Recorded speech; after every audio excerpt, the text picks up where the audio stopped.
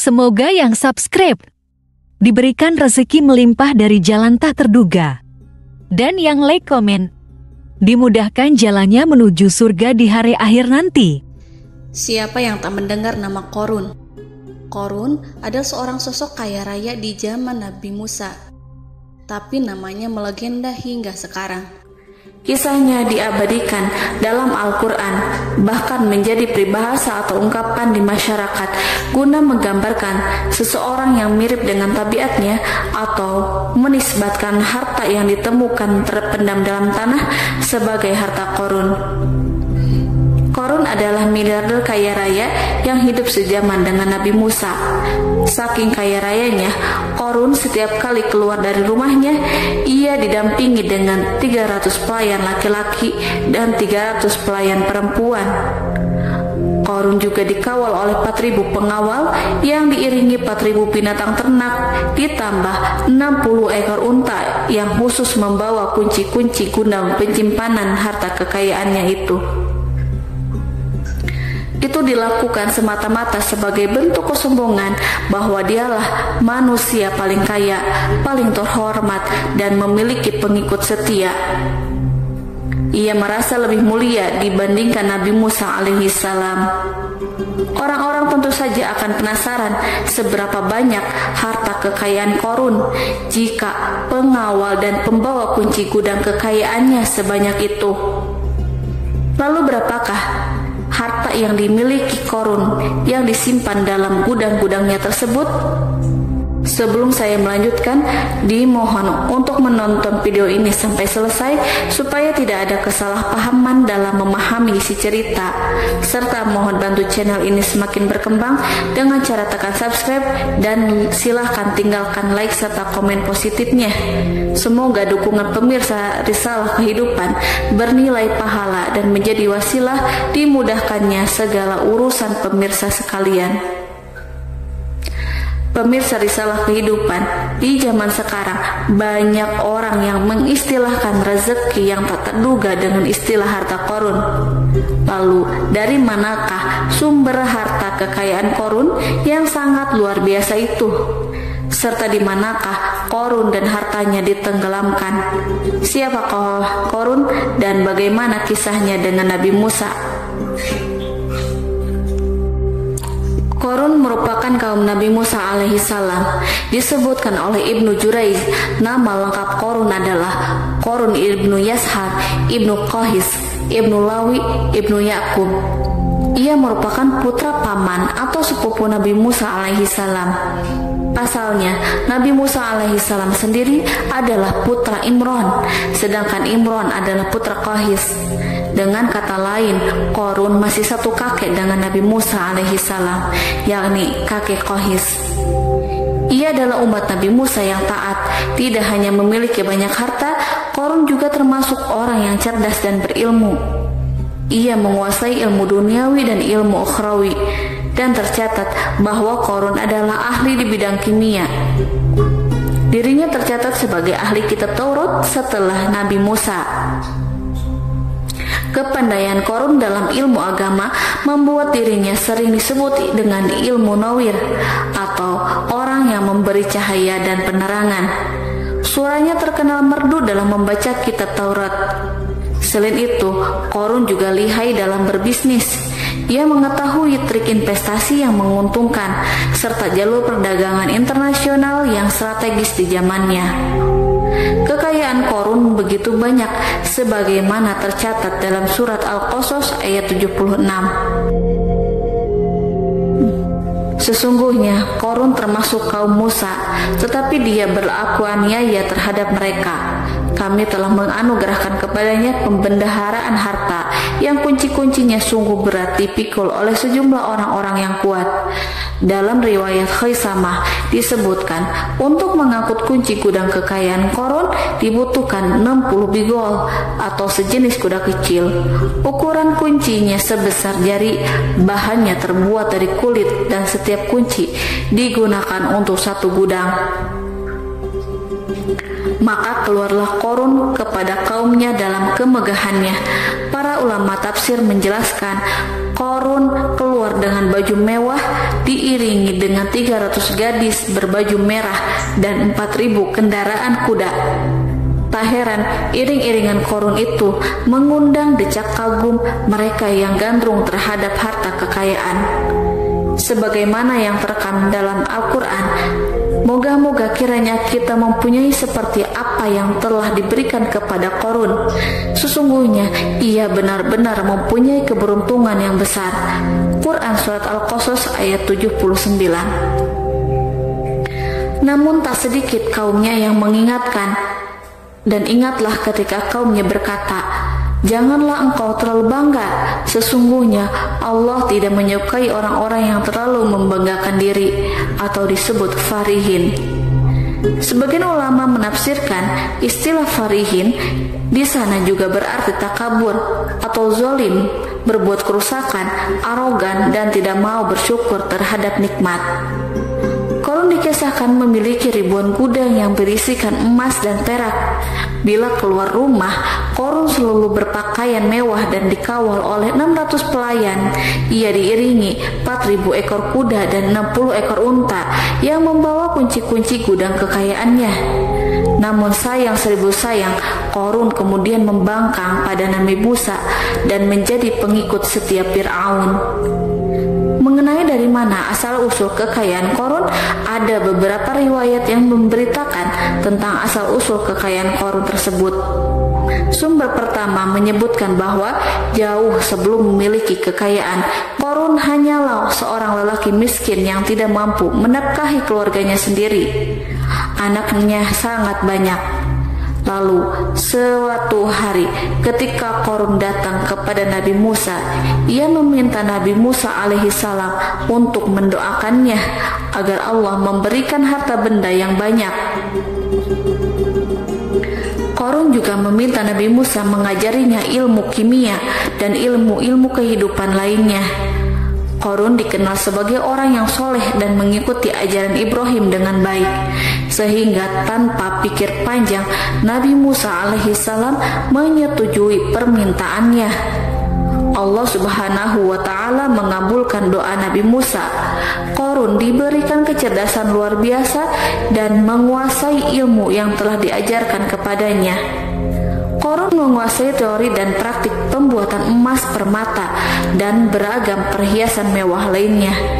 Ia juga pakar dalam ilmu arsitektur, rancangan bangunan, penataan kota, dan lain sebagainya.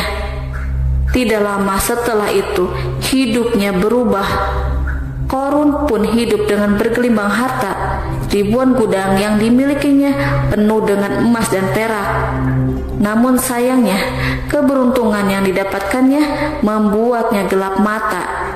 Korun mulai hidup dengan penuh pamer, keangkuhan, dan penuh kesombongan. Kekayaan yang telah diberikan oleh Allah Subhanahu wa Ta'ala membuatnya lupa dengan Sang Maha Pemberi. Korun merasa lebih terhormat dan mulia dibandingkan Nabi Musa. Ia pun akhirnya membelot dan durhaka pada Nabi Musa. Ia mengingkari janji-janjinya dahulu dan beralih menjadi pengikut Fir'aun yang setia. Loyalitas Korun terhadap Fir'aun membuatnya diangkat menjadi kepala mandor yang membawahi ribuan pekerja. Dikisahkan bahwa Korun bersikap semena-mena terhadap para pekerja. Ia tega memotong upah mereka. Ia melakukan korupsi demi membangun istana dan kemegahannya sendiri, dan untuk membangun gudang-gudang penyimpanan harta yang telah ia kumpulkan jauh-jauh hari. Ketika datang perintah zakat, Nabi Musa alaihissalam pergi menemui Korun dan memerintahkannya mengeluarkan zakat sebesar 1 dinar dari setiap 1000 dinar, 1 dirham dari setiap 1000 dirham, 1 kambing dari setiap 1000 kambing, dan seterusnya. Setelah Korun menghitung seluruh hartanya, ternyata jumlah zakatnya sangat besar. Kekikirannya pun mulai menghalangi hatinya untuk mengeluarkan zakat. Qarun enggan membayar zakat ketika Nabi Musa alaihissalam menagih zakat yang diperintahkan oleh Allah untuk ditunaikannya. Ketika Qarun diminta zakat, ia langsung marah dan tidak memberikan sedikit pun kekayaannya. Dia berpikir bahwa harta kekayaan yang dimilikinya didapat dari hasil kerja dan usahanya sendiri, dan tidak ada kaitannya dengan siapapun, termasuk Allah Subhanahu wa Ta'ala. Janji Qarun untuk lebih taat beribadah dan membantu sesama jika diberi kekayaan oleh Allah dilupakannya. Dia mempergunakan kekayaannya tersebut dalam kesesatan, kezaliman, dan permusuhan, sehingga membuatnya menjadi sombong dan terlena. Orang-orang beriman pada masa itu sering menasehati Qarun untuk bersyukur atas nikmat yang Allah berikan kepadanya, tetapi dia tidak mengindahkan nasihat tersebut. Dari sikapnya tersebut sudah jelas bahwa Qarun tidak membutuhkan nasihat kebenaran, bahkan merasa tidak takut dengan ancaman Allah, sebab Qarun merasa sudah memiliki segalanya. Qarun merasa dirinya hebat dan pintar serta punya banyak pengikut setia, punya banyak pengawal dan merasa aman karena dekat dengan Raja Fir'aun. Qarun berkata, "Sesungguhnya aku mendapatkan harta ini karena ilmu yang ada padaku." Qarun sangat sombong. Ia merasa hartanya didapatkannya sendiri tanpa campur tangan dan kehendak Zat yang Maha Kaya, yakni Allah Subhanahu wa Ta'ala. Apakah Qarun lupa ataukah ia tidak tahu bahwa Allah telah membinasakan orang-orang sombong sebelumnya, yang bahkan lebih kuat darinya, yang lebih kaya darinya, yang lebih banyak pengawalannya, lebih kokoh dan tak terkalahkan dibanding dirinya? Karena terdorong sifat kikir dan angkuh, maka Qarun membuat rencana untuk melakukan tipu daya agar dia terlepas dari kewajiban membayar zakat. Dia ingin menjatuhkan nama baik dan citra baik Nabi Musa alaihissalam. Kemudian dia mengumpulkan tokoh-tokoh konglomerat Bani Israel.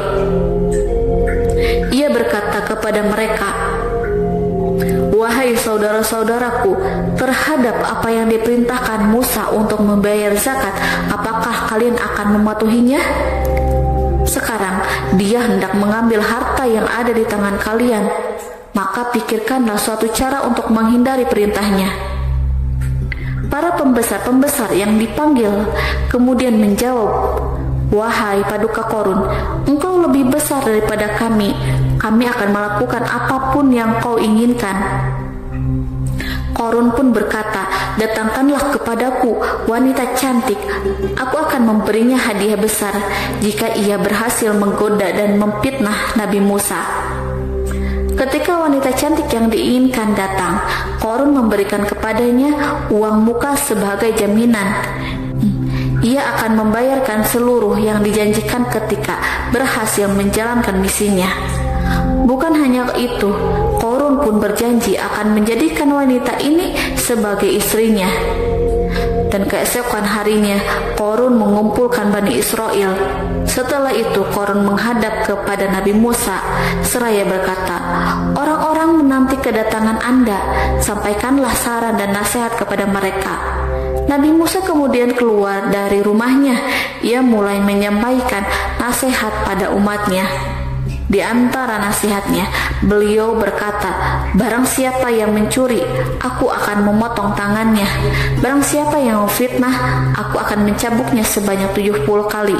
Barang siapa yang tidak mempunyai istri dan dia berbuat zina, maka aku akan mencambuknya sebanyak 70 kali. Adapun barang siapa yang memiliki istri dan dia berbuat zina, aku akan rajam dia sampai mati." Qarun kemudian berkata, "Apakah ini juga berlaku untuk Anda jika Anda sendiri yang berbuat zina? Apakah Anda akan menerima hukumannya?" Kemudian Nabi Musa menjawab, "Ya, meskipun saya sendiri yang melakukannya." Maka kemudian Qarun memanggil wanita yang telah dibayarnya. Wanita itu berdiri di depan Nabi Musa dan Bani Israel yang telah berkumpul. Dia mengaku sedang hamil karena telah berhubungan badan dengan Nabi Musa. Maka marahlah Nabi Musa atas fitnah kejam yang diarahkan kepadanya. Kemudian Nabi Musa melakukan sholat 2 rakaat, lalu mendatangi wanita itu dan menyumpahnya agar mengatakan siapa yang menyuruhnya. Wanita itu menjadi ketakutan. Ia gemetar di depan Nabi Musa dan dia mengaku bahwa yang menyuruhnya adalah Qarun. Lalu wanita itu bertaubat dan meminta maaf kepada Nabi Musa. Seketika Nabi Musa bersujud seraya berdoa kepada Allah untuk menimpakan azab kepada Qarun. Allah memberi wahyu kepada Nabi Musa bahwa bumi telah dijadikan tunduk kepada perintah Nabi Musa. Kemudian Nabi Musa berkata kepada bumi, "Wahai bumi, telanlah Qarun beserta kekayaannya, habiskanlah semua." Kala itu Allah menurunkan wahyu kepada Nabi Musa alaihissalam untuk memerintah bumi apapun yang diinginkannya. Begitu Nabi Musa alaihissalam datang dengan wajah sangat marah, barulah Qarun merajuk, "Wahai Musa, sayangilah aku." Sementara Nabi Musa alaihissalam tak bergeming. Beliau lantas berkata pada bumi, "Wahai bumi, ambillah mereka." Seketika rumah Qarun mulai bergetar. Qarun dan antek-anteknya mulai dibenamkan hingga bagian lututnya. Rumahnya ikut turun sedalam lutut. Qarun kembali merajuk, "Sayangilah aku Musa." Rumahnya kembali berguncang. Kini Qarun dan kawan-kawannya kembali terbenam hingga bagian pusar. Demikian pula rumahnya. Qarun terus merajuk, "Wahai Musa, sayangilah aku." Sementara Nabi Musa alaihissalam kembali meminta bumi, "Wahai bumi, ambillah mereka." Rumah Qarun berguncang lagi, sementara Qarun dan kawan-kawannya terus terbenam hingga bagian tenggorokannya. Demikian pula rumahnya. Qarun lagi-lagi menjerit, "Wahai Musa, sayangilah aku." Namun Nabi Musa alaihissalam tak bergeming. Beliau terus meminta bumi menelannya, hingga akhirnya Qarun dan kawan-kawannya hilang seluruhnya di telan bumi. Tak lama setelah itu Allah pun berkata, "Wahai Musa, apa yang membuatmu bersikap demikian? Padahal demi kemuliaanku, andai dia Qarun berdoa kepadaku, niscaya aku akan rahmati. Maka kami benamkan dia beserta rumahnya ke dalam bumi, maka tidak ada baginya satu golongan pun yang akan menolongnya selain Allah, dan dia tidak termasuk orang-orang yang dapat membela diri." Quran Surat Al-Qasas ayat 81. Lalu di manakah lokasi ditenggelamkannya Qarun beserta harta bendanya? Konon berdasarkan kepercayaan beberapa masyarakat setempat, Qarun ditenggelamkan di sekitar sungai atau danau Moris yang terletak di kota Fayum, negara Mesir. Qarun konon mendirikan istana dan di tempat itu pula ia ditenggelamkan. Dahulu Qarun berkeinginan membangun sebuah istana, namun tidak diizinkan oleh Fir'aun jika istana itu dibangun di samping istana Fir'aun. Terlebih Qarun juga tidak ingin membangun istana di tengah pemukiman Bani Israel yang terletak di tanah Jasan. Fir'aun pun memberikan tanah di wilayah Fayum. Kemudian di tepi sungai Fayum inilah Qarun membangun istananya yang megah dan di dalamnya membangun Al-Kunuz atau gudang penyimpanan harta berisi emas dan perak. Salah satu bukti arkeologis yang dapat dijumpai di lokasi tersebut adalah runtuhan bangunan yang diduga sebagai tempat tinggal Qarun yang berjarak sekitar 2 km dari Danau Qarun. Menurut beberapa sumber, bangunan yang masih berdiri kokoh tersebut adalah benteng yang dibangun oleh Qarun. Namun, ada juga yang mengatakan bahwa bangunan tersebut adalah tempat tinggalnya. Wallahu a'lam bishawab.